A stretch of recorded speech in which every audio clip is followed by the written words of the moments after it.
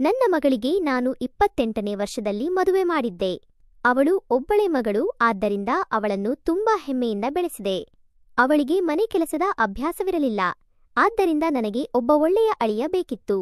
ಹಲವು ವರ್ಷಗಳ ಹುಡುಕಾಟದ ನಂತರ ನನಗೆ ಬೇಕಾದ ಅಳಿಯ ಸಿಕ್ಕನು. ಅವನು ಒಬ್ಬನೇ ಮಗನಾಗಿದ್ದನು, ತಂದೆ ತಾಯಿ ಇರಲಿಲ್ಲ, ಸಹೋದರ ಸಹೋದರಿಯರೂ ಇರಲಿಲ್ಲ. ಅವನಿಗೆ ಒಳ್ಳೆಯ ಉದ್ಯೋಗ ಮತ್ತು ಸ್ವಂತ ಮನೆಯೂ ಇತ್ತು. ನನ್ನ ಮಗಳಿಗೆ ಇದು ತುಂಬಾ ಒಳ್ಳೆಯ ಸಂಬಂಧವಾಗಿತ್ತು, ಆದ್ದರಿಂದ ನಾನು ತಕ್ಷಣ ಮದುವೆಯ ವ್ಯವಸ್ಥೆ ಮಾಡಿದೆ. ನಾನು ಸುನೀತಳ ಮದುವೆಯನ್ನು ಮಾಡಿದೆ. ಆದರೆ ಮದುವೆಯಾದ ನಂತರ ನಾನು ನಿರೀಕ್ಷಿಸಿದ್ದೆಲ್ಲ ನನಸಾಗಲಿಲ್ಲ. ಸುನೀತಾ ಒಬ್ಬಳೇ ತನ್ನ ಪತಿಯನ್ನು ಸರಿಯಾಗಿ ನೋಡಿಕೊಳ್ಳುವುದಿಲ್ಲ ಎಂದು ನನಗೆ ಅರಿವಾಗಲಿಲ್ಲ. ಮದುವೆಯ ಮೊದಲು ನಾನು ಅವಳಿಗೆ ಚೆನ್ನಾಗಿ ತಿಳಿಸಿದ್ದೆ. ಅವಳು ಎಲ್ಲವನ್ನೂ ಒಪ್ಪಿಕೊಂಡಳು. ಆದರೆ ಮದುವೆಯಾದ ಕೆಲವು ತಿಂಗಳ ನಂತರ ಅವಳ ಬಗ್ಗೆ ಕೆಲವು ದೂರುಗಳು ಕೇಳಲು ಆರಂಭವಾದವು. ಮೊದಮೊದಲು ತನ್ನ ಹೆಂಡತಿಯ ಆಲಸ್ಯವನ್ನು ಸಹಿಸಿಕೊಂಡ, ಆದರೆ ಈಗ 2 ಮನೆಗಳ ಕೆಲಸ ನೋಡುತ್ತಾ ಅವರಿಬ್ಬರಿಗೂ ಬೇಸರವಾಯಿತು. ಒಂದು ದಿನ ನನ್ನ ಮಗಳ ಸುದ್ದಿ ತಿಳಿದುಕೊಳ್ಳಲು ಅವರ ಮನೆಗೆ ಹೋಗಲು ನಿರ್ಧರಿಸಿದೆ. ನಾನು ಅಲ್ಲಿ 2 ದಿನ ಇದ್ದೆ. 2 ದಿನಗಳ ನಂತರ ನಾನು ಮನೆಗೆ ಹೋಗುತ್ತಿದ್ದಾಗ ಸುನೀತಾ ನನ್ನನ್ನು ತಡೆದಳು. ಅವಳು, ಅಮ್ಮ, ನನಗೆ ಈಗ ತುಂಬಾ ದಣಿವಾಗುತ್ತಿದೆ.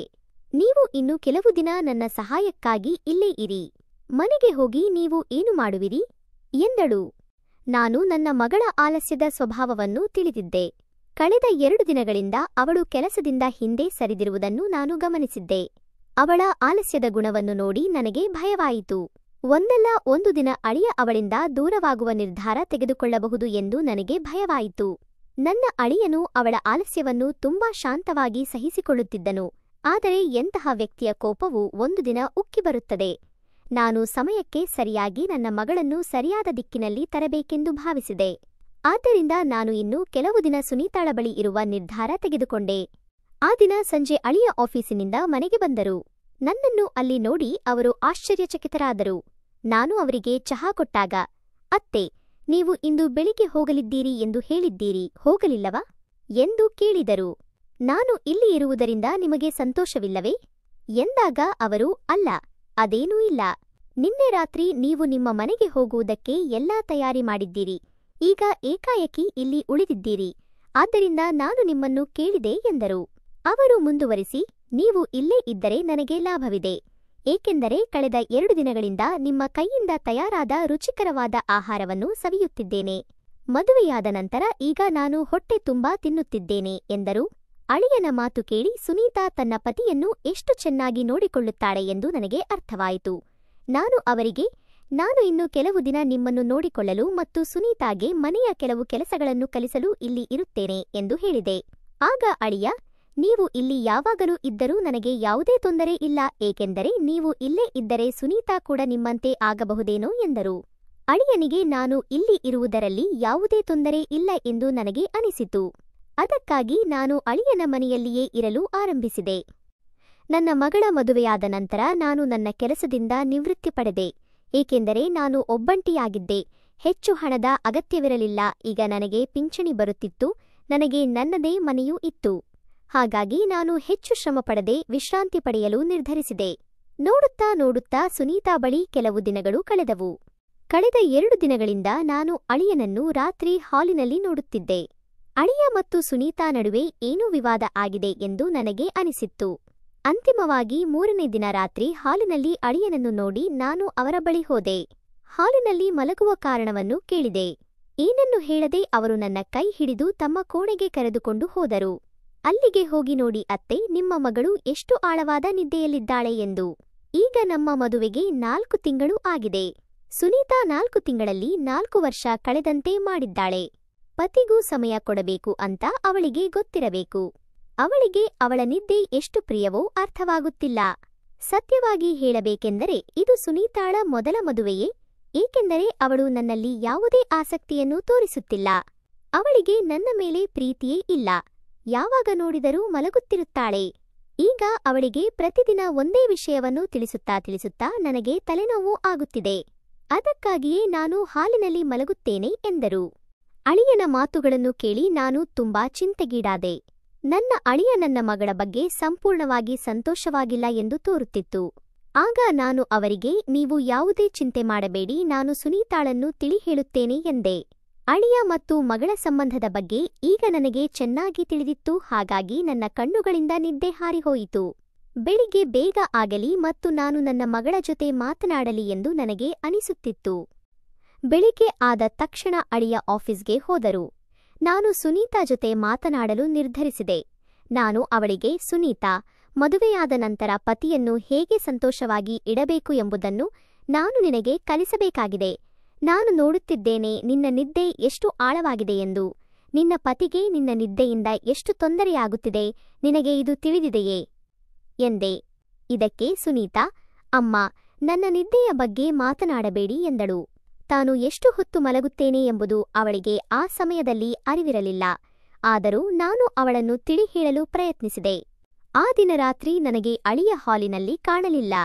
ಅವರ ಮತ್ತು ಸುನೀತಾಳ ನಡುವೆ ಎಲ್ಲಾ ಸರಿಯಾಗಿದೆಯೋ ಇಲ್ಲವೋ ಎಂದು ನೋಡಲು ನಾನು ಅವರ ಕೋಣೆಯ ಹೊರಗೆ ಹೋದೆ.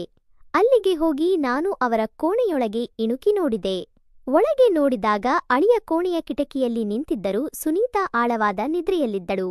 ನನ್ನ ಮನವೊಲಿಸುವಿಕೆಯಿಂದ ಅವಳ ಮೇಲೆ ಯಾವುದೇ ಪರಿಣಾಮ ಬೀರಲಿಲ್ಲ. ನಾನು ಅಲ್ಲಿಂದ ಹೊರಡಲು ಪ್ರಾರಂಭಿಸಿದಾಗ ನನ್ನ ಸೀರೆಯ ಸೆರಗು ಅಕಸ್ಮಾತಾಗಿ ಸಿಲುಕಿತು. ನಾನು ಕೆಳಗೆ ಬಿದ್ದೆ. ನನ್ನ ಧ್ವನಿ ಕೇಳಿ ಅಳಿಯ ಓಡಿ ಹೊರಗೆ ಬಂದರು. ನಾನು ಬಿದ್ದಿರುವುದನ್ನು ನೋಡಿ ನನ್ನ ಬಳಿಗೆ ಬಂದರು. ಅವರು, ಅತ್ತೆ, ಈ ಸಮಯದಲ್ಲಿ ನೀವು ನಮ್ಮ ಕೋಣೆಯ ಹೊರಗೆ ಏನು ಮಾಡಬೇಕು ಎಂದು ಕೇಳಿದರು. ಬೆಳಿಗ್ಗೆ ನಾನು ಸುನೀತಾಳಿಗೆ ಬುದ್ಧಿವಾದ ಹೇಳಿದ್ದೆ. ಅವಳು ಇಂದು ನಿದ್ದೆ ಮಾಡುತ್ತಿದ್ದಾಳೆ ಎಂದು ನೋಡಲು ಬಂದಿದ್ದೆ ಎಂದೆ. ಆಗ ಅವರು, ಸುನೀತಾಳಿಗೆ ಎಷ್ಟು ಬುದ್ಧಿವಾದ ಹೇಳಿದರೂ ಯಾವುದೇ ಪ್ರಯೋಜನವಿಲ್ಲ. ನಾನು ಅವಳನ್ನು ಈಗ ಬಿಟ್ಟುಬಿಟ್ಟಿದ್ದೇನೆ. ನೀವು ಅನಗತ್ಯವಾಗಿ ಅವಳಿಗೆ ಟೆನ್ಷನ್ ಕೊಡಬೇಡಿ. ಅದೇ ಕಾರಣಕ್ಕೆ ಈಗ ನಿಮಗೆ ಗಾಯವಾಗಿದೆ ಎಂದರು. ನಂತರ ಅಳಿಯ ನನ್ನನ್ನು ಎತ್ತಿದರು. ಅವರು ನನ್ನ ಒಂದು ಕೈಯನ್ನು ತಮ್ಮ ಭುಜದ ಮೇಲೆ ಇಟ್ಟುಕೊಂಡು ಇನ್ನೊಂದು ಕೈಯನ್ನು ತಮ್ಮ ಕೈಯಲ್ಲಿ ಇಟ್ಟರು. ನನ್ನನ್ನು ನನ್ನ ಕೋಣೆಗೆ ಕರೆದುಕೊಂಡು ಹೋಗಲು ಪ್ರಾರಂಭಿಸಿದರು. ನನ್ನ ಕೋಣೆಗೆ ಬರುತ್ತಿದ್ದಂತೆ ಅಳಿಯ ನನ್ನ ಪಾದಗಳನ್ನು ಒತ್ತಲು ಪ್ರಾರಂಭಿಸಿದರು. ಅಳಿಯನ ಸ್ಪರ್ಶದಿಂದ ನಾನು ನಾಚಿಕೆಪಟ್ಟೆ. ನೀವು ನಾಚಿಕೆ ಪಡುವ ಅಗತ್ಯವಿಲ್ಲ ಎಂದರು. ಅಳಿಯ ತುಂಬಾ ನಿರ್ಭಯ ಸ್ವಭಾವದವರಾಗಿದ್ದರು. ಆದರೆ ನನಗೆ ಇದು ಎಲ್ಲವೂ ಹೊಸದಾಗಿತ್ತು. ಎಂಥದ್ದೇ ಪರಿಸ್ಥಿತಿ ಇರಲಿ, ನಮ್ಮ ನಡುವೆ ಸಂಬಂಧವಿತ್ತು. ಅವರು ನನ್ನ ಮೊಣಕಾಲುಗಳವರೆಗೆ ನನ್ನ ಪಾದಗಳನ್ನು ಒತ್ತಲು ಪ್ರಾರಂಭಿಸಿದರು. ಆ ಸಮಯದಲ್ಲಿ ಅಳಿಯನ ಕಣ್ಣುಗಳು ನನ್ನ ಮೇಲೆ ವಿಭಿನ್ನ ರೀತಿಯಲ್ಲಿ ತಿರುಗುತ್ತಿದ್ದವು. ನನಗೆ ಆ ಸಮಯದಲ್ಲಿ ಅದರ ಅರಿವಾಗಲಿಲ್ಲ. ನಾನು ಇನ್ನೂ ಸುಂದರವಾಗಿದ್ದೇನೆ, ನನ್ನ ದೇಹ ಹಿಂದಿನಂತೆಯೇ ಇದೆ ಎಂದೆನಿಸಿತು. ನಂತರ ನನ್ನ ಪಾದಗಳನ್ನು ಮುಟ್ಟುವಾಗ ಅಳಿಯ, ಅತ್ತೆ, ನಿಮ್ಮ ಮಗಳಿಗಿಂತ ನೀವು ಹೆಚ್ಚು ಸುಂದರವಾಗಿದ್ದೀರಿ. ನೀವು ಇನ್ನೂ ಯುವತಿಯ ಹಾಗೆ ಕಾಣುತ್ತೀರಿ ಎಂದನು. ಅಳಿಯನ ಮಾತು ಕೇಳಿ ನಾನು ನಗುತ್ತಿದ್ದೆ. ನಂತರದ ದಿನಗಳಲ್ಲಿ ನಾನು ಸುನೀತಾಳಿಗೆ ಎಲ್ಲವನ್ನೂ ಕಲಿಸಲು ಪ್ರಯತ್ನಿಸುತ್ತಿದ್ದೆ. ಅವಳು ನನ್ನಿಂದ ಮನೆಯ ಕೆಲಸಗಳನ್ನು ಕಲಿಯಲು ಪ್ರಾರಂಭಿಸಿದಳು. ನನ್ನ ಮಗಳ ಮನೆಗೆ ಹೋದ ನಂತರ ನಾನು 2 ಸಮಯದ ಊಟ ಮಾಡುವುದನ್ನು ಮರೆತು ಬಿಡುತ್ತಿದ್ದೆ. ಒಂದು ರಾತ್ರಿ ನಾನು ಪಾತ್ರೆಗಳ ಶಬ್ದ ಕೇಳಿದೆ. ನಾನು ತಕ್ಷಣ ಕೋಣೆಯಿಂದ ಹೊರಗೆ ಬಂದೆ. ನನ್ನ ಅಳಿಯ ಅಡುಗೆ ಮನೆಯಿಂದ ಊಟದ ತಟ್ಟೆಯನ್ನು ತೆಗೆದುಕೊಂಡು ಹೊರಗೆ ಬರು. ನನ್ನನ್ನು ನೋಡಿ ಅವರು ಬೆಚ್ಚಿಬಿದ್ದರು. ನಾನು ಅವರಿಗೆ, ರಾತ್ರಿಯಲ್ಲಿ ಊಟದ ತಟ್ಟೆಯನ್ನು ತೆಗೆದುಕೊಂಡು ಎಲ್ಲಿಗೆ ಹೋಗುತ್ತಿದ್ದೀರಿ ಎಂದು ಕೇಳಿದಾಗ, ತುಂಬಾ ಹಸಿವಾಗುತ್ತಿದೆ. ನೀವು ತಯಾರಿಸಿದ ರುಚಿಕರವಾದ ಖಾದ್ಯಗಳ ರುಚಿ ನನಗೆ ಹಠಾತ್ ನೆನಪಾಯಿತು. ಅದಕ್ಕಾಗಿ ಸ್ವಲ್ಪ ಊಟ ಮಾಡೋಣ ಅಂತ ಬಂದೆ. ಬನ್ನಿ, ನಾವಿಬ್ಬರೂ ಒಟ್ಟಿಗೆ ಕುಳಿತು ತಿನ್ನೋಣ ಎಂದು ಹೇಳಿ ಅಳಿಯ ನನ್ನ ಕೈ ಹಿಡಿದು ಡೈನಿಂಗ್ ಟೇಬಲ್ನಲ್ಲಿ ಕುಳ್ಳಿರಿಸಿದರು. ನನಗೆ ಊಟ ಹಾಕಲು ಪ್ರಾರಂಭಿಸಿದರು. ಅವರು ನನಗೆ ಊಟ ಬಡಿಸುತ್ತಿದ್ದಾಗ ಅವರ ಒಂದು ಕಾಲು ನನ್ನ ಕಾಲಿನ ಮೇಲೆ ಇತ್ತು. ಅವರು ನನ್ನ ಕಣ್ಣುಗಳಲ್ಲಿ ನಿರಂತರವಾಗಿ ನೋಡುತ್ತಿದ್ದರು. ನಾನು ಅವರ ಅತ್ತೆ ಎನ್ನುವುದನ್ನು ಮರೆತಿದ್ದರು. ನಾನು 2 ಉಂಡೆ ತಿಂದು ನೀರು ಕುಡಿದು ಅಳಿಯನಿಗೆ ನನ್ನ ಹೊಟ್ಟೆ ತುಂಬಿದೆ ಎಂದೆ. ಆದರೆ ಅಳಿಯ ಮತ್ತೆ ತಿನ್ನಲು ಒತ್ತಾಯಿಸಿದರು. ನಾನು ಅವರಿಗೆ ಊಟ ಬಡಿಸುವುದನ್ನು ಮುಂದುವರಿಸಿದೆ. ಅವರು ನನ್ನೊಂದಿಗೆ ತುಂಬಾ ವಿಚಿತ್ರವಾಗಿ ವರ್ತಿಸುತ್ತಿದ್ದರು. ನಾನು ಅವರನ್ನು ತಡೆಯಲು ಸಾಧ್ಯವಾಗಲಿಲ್ಲ. ನಾನು ಅಳಿಯನಿಗೆ, ಇನ್ನು ಕೆಲವು ವಿದ್ಯಾರ್ಥಿಗಳು ಮನೆಯನ್ನು ಬಾಡಿಗೆಗೆ ಪಡೆಯಲು ಬಂದು ಕೇಳಿದ್ದಾರೆ. ನಿಮ್ಮ ಮನೆಯ ಮೇಲಿನ ಕೋಣೆ ಖಾಲಿ ಇದೆ. ನಾವು ಆ ಕೋಣೆಯನ್ನು ಬಾಡಿಗೆಗೆ ಕೊಡಬಹುದೇ ಎಂದಾಗ ಅಳಿಯ ನಿರಾಕರಿಸಿದರು. ನಾನು ಮತ್ತೇನು ಹೇಳಲಿಲ್ಲ. ಮರುದಿನ ರಾತ್ರಿ ಅಳಿಯ ಮಿತಿ ಮೀರಿದನು. ಅವನು ನನ್ನ ಕೋಣೆಗೆ ಬಂದು ನನ್ನ ಕೈ ಹಿಡಿದು ತನ್ನ ಕೋಣೆಗೆ ಕರೆದುಕೊಂಡು ಹೋದನು. ನಾನು ತುಂಬಾ ಗಾಬರಿಯಾಗಿದ್ದೆ. ಏನಾಗುತ್ತಿದೆ ಇದು ಎಂದಾಗ ಅವನು ನನಗೆ ಒಂದು ಶಾರ್ಟ್ ನೈಟಿ ಕೊಟ್ಟು, ಇದನ್ನು ಧರಿಸಿ ಬಾ ಎಂದು ಹೇಳಿದನು. ನಾನು ಅವನ ಮಾತು ಕೇಳಿ ಅಚ್ಚರಿಗೊಂಡೆ. ನಾನು ಅವರನ್ನು, ನೀವು ಏನು ಹೇಳುತ್ತಿದ್ದೀರಿ? ನಾನು ನಿಮ್ಮ ಅತ್ತೆ, ನೀವು ಅದನ್ನು ಮರೆಯಬಾರದು ಎಂದೆ. ಅವನು, ಸುನೀತಾ ಮಲಗಿದ್ದಾಳೆ. ಹೀಗಿದ್ದಾಗ ನಾನು ನನ್ನ ಮನೆಯ ಉಳಿದ ಕೆಲಸಗಳನ್ನು ನಿಮ್ಮಿಂದಲೇ ಪೂರ್ಣಗೊಳಿಸಬೇಕು ಅಲ್ಲವೇ? ಈ ನೈಟಿ ನಾನು ಸುನೀತಾಳಿಗೆ ತಂದಿದ್ದೆ, ಆದರೆ ಅವಳು ಅದನ್ನು ಧರಿಸಲಿಲ್ಲ. ಈಗ ನೀವು ನನಗೆ ಈ ನೈಟಿಯನ್ನು ಧರಿಸಿ ತೋರಿಸಿ ಎಂದನು. ಅಳಿಯನ ಮಾತು ಕೇಳಿ ನಾನು ತುಂಬಾ ಹೆದರಿಬಿಟ್ಟೆ. ನಾನು ನಿಮ್ಮ ಅತ್ತೆ ಮತ್ತು ನೀವು ಅದನ್ನು ಮರೆಯಬಾರದು ಎಂದು ಹೇಳಿ ಅಲ್ಲಿಂದ ಹೋದೆ. ಮರುದಿನ ಸುನೀತಾ ಎದ್ದು ತಿಂಡಿ ಮಾಡುತ್ತಿದ್ದಳು. ತಿಂಡಿಯನ್ನು ತಿನ್ನುತ್ತಿರುವಾಗ ನಾನು ಅವಳಿಗೆ ಆ ನೈಟಿ ಕೊಟ್ಟು, ನೀನು ಸುಧಾರಿಸಲು ಸಾಧ್ಯವಿಲ್ಲ ಎಂದು ಕಾಣುತ್ತಿದೆ, ಆದ್ದರಿಂದ ನಾನು ಇಲ್ಲಿಂದ ಹೋಗುತ್ತೇನೆ. ನಿನ್ನ ಕಾರಣದಿಂದ ನಿನ್ನ ಗಂಡ ನನಗೆ ಈ ನೈಟಿ ಕೊಟ್ಟು ತನ್ನ ಇಚ್ಛೆಯನ್ನು ವ್ಯಕ್ತಪಡಿಸಿದ. ನಿನ್ನ ಕಾರಣದಿಂದ ನಾನು ಅವನ ಮಾತು ಕೇಳಬೇಕಾಯಿತು. ನೀನು ನಿನ್ನ ಗಂಡನನ್ನು ಸಂತೋಷವಾಗಿ ಇಟ್ಟುಕೊಳ್ಳಲು ಸಾಧ್ಯವಾಗದಿದ್ದರೆ ನಿನ್ನ ಜನನ ವ್ಯರ್ಥ ಎಂದು ಹೇಳಿದೆ. ನನ್ನ ಮಾತು ಕೇಳಿ ಅವಳು ಅಳಲು ಶುರುಮಾಡಿದಳು. ಅಮ್ಮ, ಕೆಲವು ದಿನಗಳಿಂದ ನನ್ನ ಒಳಿತಿಗಾಗಿ ನೀವು ನನ್ನನ್ನು ಸುಧಾರಿಸಲು ಪ್ರಯತ್ನಿಸುತ್ತಿದ್ದೀರಿ. ನನಗೆ ಎಲ್ಲವೂ ಅರ್ಥವಾಗುತ್ತಿದೆ. ನಾನು ತುಂಬಾ ಪ್ರಯತ್ನ ಪಡುತ್ತಿದ್ದೇನೆ, ಆದರೆ ನಾನು ಏನು ಮಾಡಲಿ? ರಾತ್ರಿ ನನಗೆ ಆಳವಾದ ನಿದ್ರೆ ಹೇಗೆ ಬರುತ್ತದೆ ಎಂದು ನನಗೆ ಅರ್ಥವಾಗುತ್ತಿಲ್ಲ. ಮದುವೆಯಾದ ಕೆಲವು ತಿಂಗಳ ನಂತರ ಇದ್ದಕ್ಕಿದ್ದಂತೆ ನನಗೆ ಈ ರೀತಿ ನಿದ್ರೆ ಬರಲು ಶುರುವಾಯಿತು. ಆಕಾಶ ನನ್ನ ಬಗ್ಗೆ ಏನು ಹೇಳುತ್ತಾನೆ ಎಂದು ನನಗೆ ಗೊತ್ತಿಲ್ಲ, ಆದರೆ ಇದುವರೆಗೆ ನನ್ನ ಅನುಭವದಿಂದ ಆಕಾಶನಿಗೆ ನನ್ನಲ್ಲಿ ಯಾವುದೇ ಆಸಕ್ತಿ ಇಲ್ಲ ಎಂದು ಅನಿಸುತ್ತಿದೆ ಎಂದಳು. ಆಗ ನನಗೆ ಸುನೀತಾ ತನ್ನ ಗಂಡನ ಬಗ್ಗೆ ಸುಳ್ಳು ಹೇಳುತ್ತಿದ್ದಾಳೋ ಅಥವಾ ಅಳಿಯ ತನ್ನ ಹೆಂಡತಿಯ ಬಗ್ಗೆ ಸುಳ್ಳು ಹೇಳುತ್ತಿದ್ದಾನೋ ಅರ್ಥವಾಗಲಿಲ್ಲ. ಅದಕ್ಕಾಗಿ ನಾನು ಒಂದು ಯೋಚನೆ ಮಾಡಿದೆ. ಆ ರಾತ್ರಿ ನಾನು ಸುನೀತಾಳನ್ನು ನನ್ನ ಕೋಣೆಗೆ ಹೋಗಲು ಹೇಳಿ ಅವಳ ಸ್ಥಾನದಲ್ಲಿ ನಾನು ಮಲಗಿದೆ. ನಾನು ಸುನೀತಾ ಹಾಕಿಕೊಳ್ಳುವ ರೀತಿಯ ನೈಟ್ ಗೌನ್ ಹಾಕಿಕೊಂಡು ಅವಳ ಸ್ಥಾನದಲ್ಲಿ ಮಲಗಲು ಪ್ರಯತ್ನಿಸಿದೆ. ನನ್ನ ಮುಖದ ಮೇಲೆ ಹೊದಿಕೆಯನ್ನು ಎಳೆದುಕೊಂಡಿದ್ದೆ. ಅಳಿಯ ಅವರ ಕೋಣೆಗೆ ಬಂದಾಗ ನಾನು ಬಹಳ ಆಶ್ಚರ್ಯಚಕಿತಳಾದೆ. ನನ್ನ ಪಾದದಿಂದ ಸ್ವಲ್ಪ ಜಾರಿತು. ಆಗ ಅಳಿಯ ನನ್ನನ್ನು ಸುನೀತಾ ಎಂದು ಭಾವಿಸಿ ನನ್ನ ಪಾದಗಳನ್ನು ಮುಟ್ಟಲು ಶುರುಮಾಡಿದರು. ಆಗ ನನಗೆ ನನ್ನ ಮೇಲೆ ಅವರಿಗೆ ಏನೋ ಅನುಮಾನ ಬರುತ್ತಿದೆ ಎಂದು ಅನಿಸಿತು. ಆದರೆ ಅದೇ ಸಮಯದಲ್ಲಿ ಬಾಗಿಲು ತಟ್ಟುವ ಶಬ್ದ ಕೇಳಿಸಿತು. ಒಂದು ಹುಡುಗಿಯ ಧ್ವನಿ ಕೇಳಿಸಿತು. ಅಳಿಯ ನನ್ನ ಕಾಲುಗಳನ್ನು ಮುಟ್ಟುತ್ತಿರುವುದನ್ನು ನೋಡಿ ಆ ಹುಡುಗಿ, ಆಕಾಶ, ನೀನು ಈಗ ನನ್ನನ್ನು ಬಿಟ್ಟುಬಿಟ್ಟೆಯಾ? ಈಗ ನಿನ್ನ ಗಬ್ಬು ಹೆಂಡತಿಯೇ ಚೆನ್ನಾಗಿ ಕಾಣುತ್ತಿದ್ದಾಳಾ ಎಂದು ಕೇಳಿದಳು. ಆ ಹುಡುಗಿಯ ಮಾತು ಕೇಳಿದ ಮೇಲೆ ಅಳಿಯನ ಕೈ ನನ್ನ ಕಾಲುಗಳಿಂದ ತೆಗೆದು ಹಾಕಲ್ಪಟ್ಟಿತು. ನಾನು ಕಂಬಳಿಯ ಸಣ್ಣದೊಂದು ಬಿರುಕಿನಿಂದ ಎಲ್ಲವನ್ನೂ ನೋಡುತ್ತಿದ್ದೆ. ಒಬ್ಬ ಹುಡುಗಿ ಅಳಿಯನ ಕೋಣೆಗೆ ಬಂದಿದ್ದಳು. ಅವನನ್ನು ಬಲವಾಗಿ ತಬ್ಬಿಕೊಂಡಿದ್ದಳು. ಸ್ವಲ್ಪ ಸಮಯದ ನಂತರ ಇಬ್ಬರೂ ನನ್ನ ಹಾಸಿಗೆಯ ಮೇಲೆ ಬರುತ್ತಿರುವುದು ಕಂಡುಬಂತು. ಆ ಹುಡುಗಿ ಅಳಿಯನಿಗೆ, ಆಕಾಶ, ಸ್ವಲ್ಪ ತಾಳ್ಮೆ ಇಟ್ಟುಕೋ, ನಿನ್ನ ಹೆಂಡತಿ ಚೆನ್ನಾಗಿ ಮಲಗಿದ್ದಾಳೆ. ಮೊದಲು ನೋಡು, ಅವಳು ಬೆಳಿಗ್ಗೆಯವರೆಗೂ ಎದ್ದೇಳುವುದಿಲ್ಲ, ಏಕೆಂದರೆ ನಾನು ಇಂದು ಕೂಡ ಅವಳ ಕುಡಿಯುವ ನೀರಿಗೆ ಮಾತ್ರೆ ಹಾಕಿದ್ದೇನೆ ಎಂದಳು. ಅದಕ್ಕೆ ಆ ಹುಡುಗಿ, ನಿನ್ನ ಹೆಂಡತಿಯ ಕೆಲಸವಂತೂ ಆಯಿತು, ಆದರೆ ಅತ್ತೆ ಏನು ಮಾಡುವುದು? ಅವರ ಕಾರಣದಿಂದ ನಮ್ಮ ದಿನನಿತ್ಯದ ಭೇಟಿಗೆ ತುಂಬಾ ಅಡ್ಡಿಯಾಗುತ್ತಿದೆ ಎಂದಳು. ಇದಕ್ಕೆ ಅಳಿಯ, ನಾನು ನನ್ನ ಅತ್ತೆ ಜೊತೆ ಅನಿವಾರ್ಯವಾಗಿ ಬೇರೆ ರೀತಿ ವರ್ತಿಸಲು ಪ್ರಾರಂಭಿಸಿದ್ದೇನೆ. ನಾನು ಆ ರೀತಿ ವರ್ತಿಸುವುದರಿಂದ ಅವರು ನಾಚಿಕೆಪಟ್ಟು ತಮ್ಮ ಮನೆಗೆ ಹೋಗುತ್ತಾರೆ ಎಂದು ನಾನು ಭಾವಿಸಿದ್ದೆ, ಆದರೆ ಅವರು ಇಲ್ಲಿಂದ ಹೋಗಲು ಸಿದ್ಧರಿಲ್ಲ ಎಂದನು. ಅಳಿಯ ಮತ್ತು ಆ ಹುಡುಗಿಯ ಮಾತುಗಳನ್ನು ಕೇಳಿ ನಾನು ಬೆಚ್ಚಿಬಿದ್ದೆ. ಅಂದರೆ ಅಳಿಯ ನನ್ನ ಮಗಳಿಗೆ ದ್ರೋಹ ಮಾಡುತ್ತಿದ್ದ. ತಾಳಲಾರದೆ ನಾನು ಕಂಬಳಿಯಿಂದ ಹೊರಬಂದು ಇಬ್ಬರನ್ನು ನೋಡಿದೆ.